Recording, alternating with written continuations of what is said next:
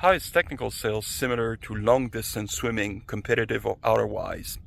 Well, first off, when you're doing long distance swimming, there needs to be a strategy in place.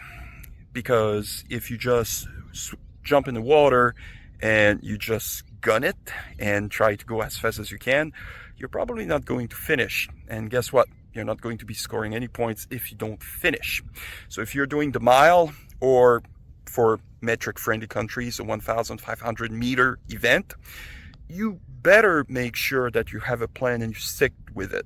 Perhaps the 4 first laps are going to be a little bit fast, but then after that you need to find a proper tempo. Well, in business, in sales, that's exactly the same thing. You need to establish a plan. You need to be a little bit forward looking and saying, okay, like this is something that is realistic for me to do. But the best plans are not going to be enough if they don't get implemented and if you don't have staying power, meaning mental toughness. Because again, you need to finish a race in order to gain the points, and in technical sales, as long as it's not booked and delivered, sorry, but you have not won yet.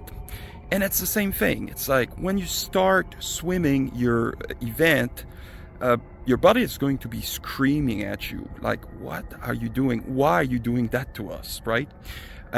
Especially at the beginning, I find like maybe like the first 12, 14 laps are especially difficult. Then eventually you get accustomed to that. Well, for sales, it's a little bit the same thing, I find. It's like at the beginning, it's hard to convince yourself to do what needs to be done in order to get successful. At times, at least at times, it can be difficult. But you just stuck with it. You need to have discipline to do everything you need to do every day in order to be successful eventually. And another thing that is actually pretty similar, when you finish a long distance swimming event, I can tell you that you feel really happy. That's about the same feeling that when you're closing a sales, isn't it?